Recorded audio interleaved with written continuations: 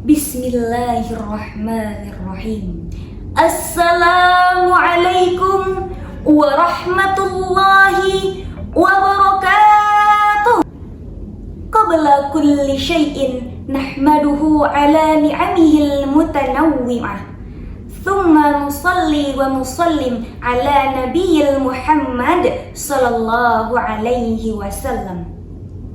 Dewan juri yang arif lagi bijaksana, para panitia pelaksanaan Liga Talenta Mahasiswa tahun 2026 yang saya hormati, serta rekan-rekan mahasiswa sang pembawa estafet peradaban Nusantara yang saya banggakan. Seorang penulis pemuda, Sohagwe pernah berkata, yang dituangkan di dalam catatan hariannya, hanya ada dua pilihan: menjadi apatis atau mengikuti arus. Tapi aku memilih untuk menjadi manusia merdeka yang selalu bersuara. Maka dari itu, judul pidato saya hari ini adalah mengeluarkan suara Nusantara di atas mimbar peradaban. Jika kita menelisik Kamus Besar Bahasa Indonesia, kata suara tidak bermakna bunyi yang dikeluarkan oleh alat ucap, tetapi juga mempresentasikan sebuah gagasan, pendapat, dan penegasan sikap. Nusantara kita adalah altar yang riuh oleh keberagaman, bumi pertiwi yang tertutul oleh rintangan dan sejarahnya. Maka mahasiswa yang didefinisikan dalam Kamus Besar Bahasa Indonesia adalah orang yang belajar di perguruan tinggi, harus hadir. Secara maknawi, dia mengalirkan sebuah kebenaran dan kehidupan di dalam sebuah goresan pena.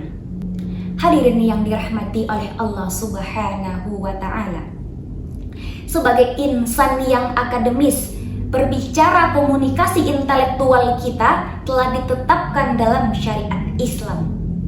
Allah Subhanahu wa Ta'ala telah berfirman di dalam surah Ar-Rahman ayat 3 dan 4. A'udzu billahi minasy syaithanir rajim. Bismillahirrahmanirrahim. Khalaqal insan, 'allamahul bayan. Shadaqallahul azim. Yang artinya, dialah yang menciptakan manusia, mengajarkannya pandai berbicara. Quran Surah Ar-Rahman ayat 3 dan 4. Ayat di atas menunjukkan bahwa kita sebagai mahasiswa pandai berbicara dan menyampaikan ide secara jelas. Dengan itu adalah hadiah yang diberikan oleh Allah untuk manusia. Oleh karena itu, marilah kita sebagai mahasiswa menggunakan suara kita untuk menyampaikan ide yang jelas. Hadirin yang dirahmati oleh Allah Subhanahu wa Ta'ala, namun seperti yang kita lihat permasalahan real yang terjadi pada generasi kita saat ini, di era disrupsi digital ini, kita menghadapi tantangan yang lebih besar. Mahasiswa yang seharusnya menjadi agen perubahan malah justru terjebak di dalam penyakit cyberbullying, penyebaran hoaks, serta praktisme akademis yang aktif. Banyak sekali mahasiswa yang kuliah hari ini demi mengejar selembar ijazah dan status sosial. Bahkan di negara Konoha sudah ada yang memiliki ijazah namun tidak berani memperlihatkannya.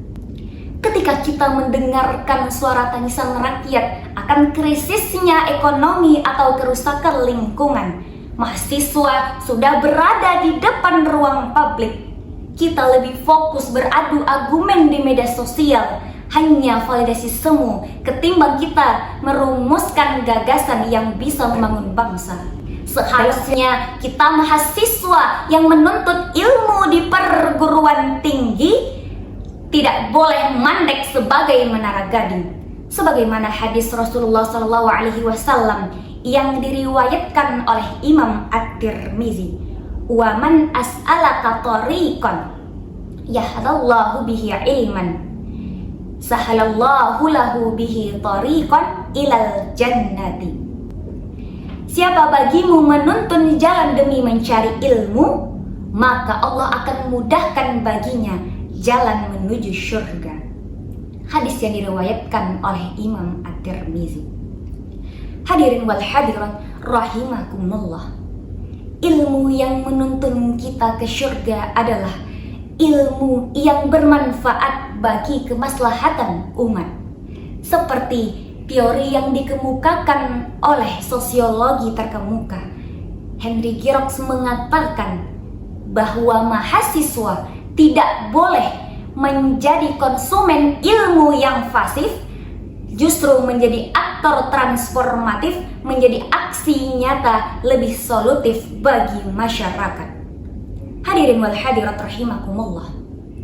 Marilah dalam kompetisi ini, mari kita tingkatkan sebagai mahasiswa jadi responsif. Marilah kita gunakan pena kehidupan kita untuk menulis sejarah kejayaan bangsa agar kita tidak kehilangan dalam sejarah. Itulah yang dapat saya sampaikan. Usikum wa nafsi bitawakkallah, wallahu wafiq wal bithariq. Ilal liqa ma'as salama. Wassalamu alaikum warahmatullahi wabarakatuh.